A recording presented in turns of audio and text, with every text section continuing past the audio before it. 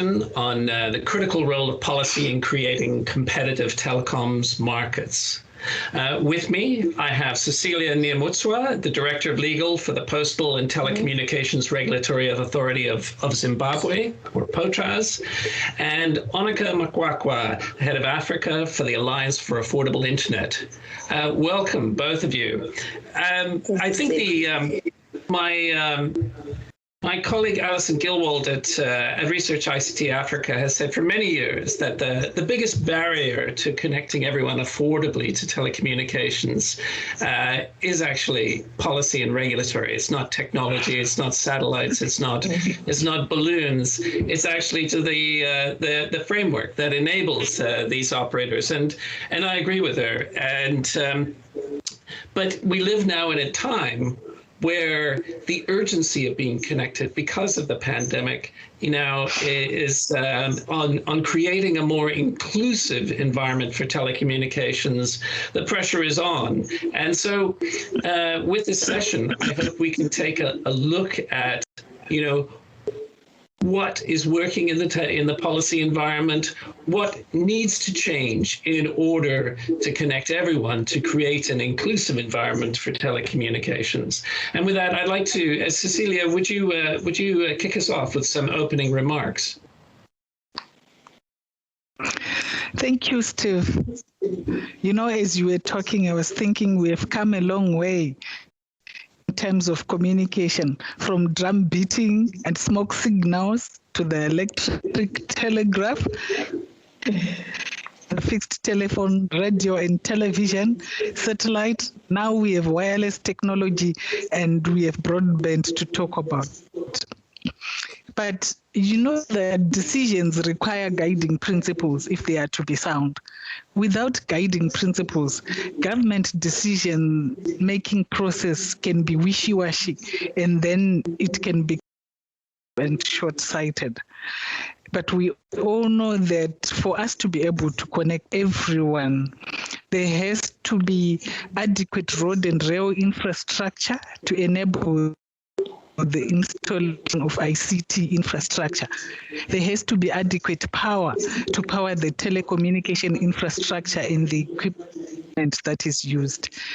There has to be adequate demand to justify investment, because investors don't just go somewhere where they can't get a return.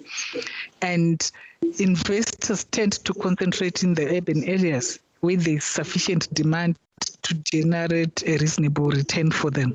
So with that set of events, you actually realize that the interests of investors and governments are not necessarily competing. Government wants to connect everyone, including those that can't afford it, while the investors want to connect those that can afford to pay for the services. But at the end of the day, once demand is stimulated, even in those areas where it looks like it's an economic for now, it becomes very economic for the investor. So this is the situation that we are looking at, and it is under the setup that we have to have this discussion today. Thank you, Steve. Thank you, Cecilia. I mean, I think this is a fundamental point of tension now, that are the aims of investors aligned with the aims of government? Now, the investors or the operators will tell you that the role of the government is simply to step back and allow competition to flourish, and that if the regulators get out of the way, then they will or provide enough subsidies to connect the underserved, then the things will sort themselves out. What do you say to that? Certainly, this is where the role of comes in. There have to be those guiding principles that balance the needs of the investors and the needs of those that are going to be served. And for those things to be balanced, you need to make policy. So certainly government cannot sit back and market forces affect everything or determine what happens, because that way we continue to leave billions of people unconnected. Thank you, Cecilia. Annika, I mean, with the Alliance for Affordable Internet, you've been campaigning for a more equitable price for broadband across African countries. What's your feeling about the current state of policy and regulation in terms of its critical role in enabling access? What do you think is working and what do you think needs to change? Yes, we've definitely come a long way, but unfortunately still have quite a long ways to go in terms of reaching that critical point where we can honestly say that we are able to connect everyone to affordable internet and in a meaningful way as well. So what's really missing at the moment, I think, is that collaboration in creating and adopting policies that will give us sustainable access for everyone that we need to connect right now. I think the biggest challenge that we have is the lack of continuity in most of government policies, regulation, and reform, right? There hasn't been that consistent follow-through and even implementation of some of the really great policies that we've seen. We are going back and forth. It's like 2 steps forward, 1 step back, 2 steps forward, 1 step back. But I think that where we are now, we need to kind of abandon this notion that policy is only something that government should be engaged in. And in fact, government itself needs to abandon that and understand that we need transparency in the development of policies, especially if we all agree that ICTs are now critical for everyone to be engaged in, to be connected. So we need public stakeholdership, both from the private sector as well as from civil society. Most of the time, we seem to have not really engaged civil society in these issues. They usually come in to be critical of what has already been decided or to try and halt what is about to be decided. But I think the big change we need to now make is to understand that civil society are major stakeholders in public policy, and especially in policy for broadband connectivity, and engage communities so that we are developing with communities for them and with them in decision making roles. So we can truly have this value that we are, it's an imagination now, this vibrant telecommunications market. But what's actually happening is that more and more people are actually left behind. And I think we saw that during COVID-19 in terms of how many communities really could afford to stay connected and continuously go to school. So it really exposed our inequalities in a way that we need to recommit ourselves to sustainable policies, engaging everyone and understanding really where they are to be able to move some of these issues forward. Thank you, Annika. Maybe you could talk a little bit about what kinds of changes to policy and regulation that A4AI has been campaigning for, and you think would lead to a more inclusive internet or a more inclusive telecoms. Yeah, so I mean, a lot of the policies we work on are focused on the bringing down the cost of the internet. So, for example, around infrastructure policies, we've been advocating for shared infrastructure policies successfully and slowly in different countries. So I'll tell you, for example, in Mozambique, we actually were successful in getting new infrastructure sharing policies and regulations adopted, but implementation is taking 2-3 years to get us there because there's a need for harmonization with other sectors. Same thing in Ghana. We conducted an infrastructure sharing study and came up with recommendations for adoption of infrastructure sharing policies. And these were actually, interestingly, endorsed and done with the private sector. So the private sector actually agrees in this instance with the recommendations that have been made. But implementation, again, has been where we've all been stuck, where we've got recommendations that public sector, civil society, private sector, and some government entities that are stakeholders that are affected agree with these recommendations. So the challenge now is to get the regulations done and get them adopted. So there's just, I think if there's one thing in the continent that we need to really figure out is this big monster called implementation. We write really great policies, we've got really good intention, we give really great speeches, but implementation has been eluding us for a long time, and hopefully COVID-19 has created that impetus for us to go beyond just the policies and actually implementing these.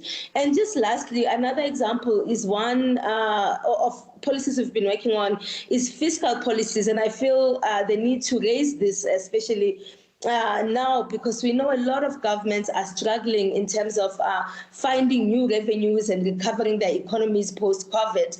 And the tendency has been to tax the sector that seems to be showing a level of growth, which unfortunately in this instance now seems to be the ICTs. We are seeing communication service taxes, social media taxes. Lesotho is proposing a social media license. South Africa wants to tax Netflix licenses, and those kinds of taxation, aggressive taxation towards the sector in a way that actually introduces more consumer burdensome taxes. And these taxes basically get passed on to the consumer, thus making access even more unaffordable. We need to have some conversations around what are the fiscal policies for smart taxation. If indeed we are saying that we want to grow a digital economy, we cannot overtax it in a way that it's not actually able to survive and give us the vibrancy that we are talking about. And I think Vivian touched on some of the, on some of the issues around creating the demand as well, right? So it's the infrastructure, it's the taxation, but the demand side issues are really around content. We want more people to go online to do what? I mean, we need to really look at how we're investing or not investing in digital content development in this region in a way that would create a compelling reason for everyone to want to be online.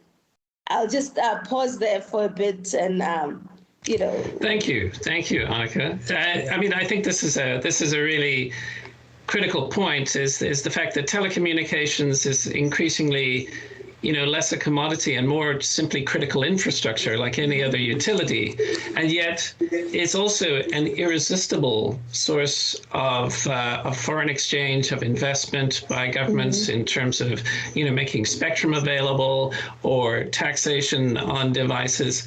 That for governments that may be struggling to meet the demands in terms of the delivery of public services, may look to the telecommunications sector as a critical source of revenue, and it is a very difficult balance to strike. Cecilia, I don't know if you have any thoughts on that. There is a lot that is happening, but I think the information is just not getting out there. I'm speaking here from a background of having received over 92,000 case studies in my work with the ITU in Study Group 1, where I'm doing work on ICTs for rural and remote areas. And what I've noticed is that while others may think that there's a lack of continuity or a lack of implementation, I've seen a lot of things happening, with regulators having adopted measures to reduce or subsidize the cost of creating or deploying infrastructure. And it's been done in such a way that either operators or investors get subsidies when they do that. Of course, there is a bit of a stick and a carrot that has been used. In some cases, they've used licensing obligations to try and get them to connect everyone. But in some cases, those subsidies have been used through what we call the universal service funds. And most countries, particularly in Africa, have got very active universal service funds. Hence, you find that governments are taking a two-pronged approach. We have state-owned enterprises that are in the telecommunication sector and they are investing heavily. We have the universal services funds, which are assisting by constructing towers, which are then shared. You talked about infrastructure sharing. And you find that a lot of these, particularly if you look at Zimbabwe, towers have been erected for operators to come and in the infrastructure. Of course, we do have infrastructure regulations where you can have peer-to-peer infrastructure sharing based on market prices. And then you also have those that have been built by the Universal Service Fund, which I think is a very good policy because most of these countries have adopted the universal service policy for them to make sure that there's universal access in their countries. And you talked about demand. I've also noticed that there's been a lot of training that has been going on in the African countries for consumers so that they are educated on the benefits of ICTs.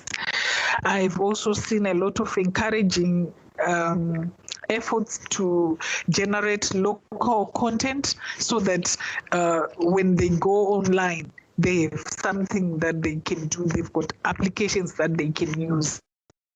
So a lot has been happening, especially if you go through those 92 cases that I'm talking about. And I've seen stimulation programs that come up to mind, demand stimulation programs. I've seen Senegal's subsidized personal computer program where they are trying to make sure as many people as possible have access to a PC. I've seen even elsewhere, like the Republic of Korea's Village Network Program. I've seen Kenya's Digital Learning Program, Zimbabwe's Connect, School Connect School Program, and I've seen what they call telecenters and community information centers being used to allow at least communal access where people cannot afford to do so individually. So policymakers have realized that there is no one-size-fits-all mechanism for connectivity, and they've been adopting a lot of different strategies. You talked about financing, and I've seen government investment or public utility financial model where you have urban councils also investing in ICTs and connectivity. I've seen operators financing themselves, the Universal Service Fund, which I talked about. I've seen public-private partnerships, intergovernmental partnerships, and in some cases they've even teamed up with the ITU and other intergovernmental organizations in order to come up with a mix of policies that generate financing for connectivity. Especially when we talk about taxation, I know that the sector has been taxed heavily, yes, but I've also seen policies that actually target to reduce those taxes or to give tax holidays for investment in connectivity. So there is a lot that is happening. It's just that I think the forums for sharing that information may not be adequate. For somebody who doesn't get involved in IT work, you may not even come across this. And this is what governments are using when they policies in countries. There's a bit of talk about involving the civil organizations in making policy. But if you look at the way policies are made, usually, firstly, once a country identifies a problem, they create a draft policy. And that draft policy goes through a rigorous kind of process where you have consultations with members of the public, including civil society, and then it also goes through cabinet, through parliament, and you find that if there are obligations created, they then go through a lawmaking process to implement those policies. So I think a lot is happening, but yes, ideas are welcome as to how that can be enhanced. Thank you. Let me. So I take your point on the consultations. I think a lot of people, however, simply fail to understand that these opportunities exist in terms of public consultations that they can participate in. And equally, these are complex topics, right? You know, I mean, if you read the recent announcement in South Africa of their auction of spectrum, I mean, you have to be part engineer, part economist, part lawyer to be able to understand the framework of what's being offered and to assess whether it's fair or not. So I think, you know, I really like the point that Onika raised, and I think you're absolutely right that there's these points where civil society can engage, but I think this feels like a missed opportunity in that we need to more education and awareness of the opportunity to get involved in these policy debates, because, you know, a bit like they say, you know, politics is too important to be left up to politicians. Yes. You know, in a way, policy and regulation is too important to be left up to the yes. policymakers and regulators. It needs to be a more inclusive experience, and I think perhaps towards that end, we need more effort from the regulatory agencies, from governments to draw civil society into their discussions.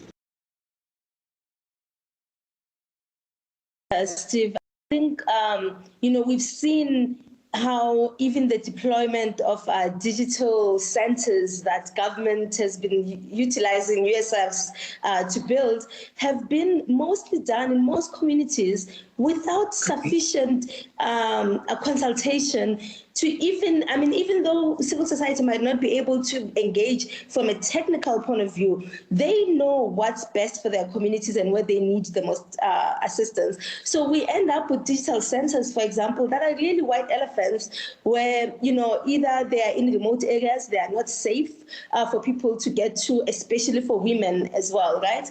So I think the process, you know, we know that this is how policy is made, but that transparency and that engagement process has not necessarily been the same in this particular sector, which is why, you know, I think for me, it's really important to understand that we cannot get ourselves to digital inclusion but one project at a time. It's going to take policy framework that actually requires some level of political will to say everyone needs to have access to the internet the same way we did with electricity, the same way we did with water, and begin to move and adopt policies and regulations in a way and implement them in a way that is based on that fundamental agreement that everyone has a right to have access to the internet. Because the one initiative here and there is not going to get us to that critical mass of 100% of our people connected. So far, seen happen. Even with the USFs, we did a study on the USFs a couple of years ago where we found that in Africa there was over $200 million undispersed from the USFs. They were really an underutilized source in the continent and could actually be utilized to even close the digital gender gap that is very persistent in this area. However, we've seen some progress. I mean, you've seen that in West Africa, ECOWAS actually adopted a sub-regional level updated Universal Service Act, which then begins to force some level of uniformity in how USFs are utilized and transparency and accountability issues around USFs.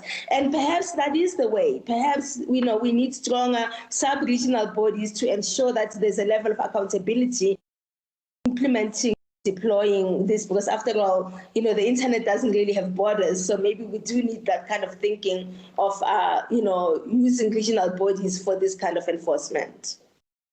That's a great point. And I see our time is coming to an end to this session. Cecilia, I'd like to offer you a final word on policy and regulation, and then we'll open for Q&A. Thank you very much. I take those points on policy, but perhaps it differs from country to country. I've noticed that in countries like Zimbabwe, you find that the members of parliament take an active role. Because they are in the constituencies talking to the people. And usually they are the ones that come back and say, there is no base station in this area, there is no connectivity in this area, and the people really need this in this area. So policymakers also kind of work with them as well. So I think it depends on the level of political maturity in each country. If people know that a member of parliament that they put in parliament must work for their benefit, and they take their problems to those people, so that apart from the independent work that the regulators do to identify areas that need connectivity, that input also becomes critical. So it's really important to use all avenues, really. Yes, civil society, there are NGOs that work in those areas. Direct contact with the people, the MPs, every angle that can give us information. It's important for policymakers to do. We are getting there, slowly but surely. We're getting there. All right. Well, I'd like to. If you want me to comment on the regional, the regional cooperation, Oneka talked about ECOWAS, and I've seen there's a lot that has been going on, even in COMESA, in SADC. Our laws are usually based on the model laws that come from those institutions. So there's certainly a lot of cooperation that is going on. It's been modeled along the economic cooperations that the countries have been having. Thank you. Thank you. Well, thank you both, Cecilia and Oneka. I feel like we only scratched the surface of this topic, but we look forward to receiving comments from the audience and to continuing online. Thank you both very much.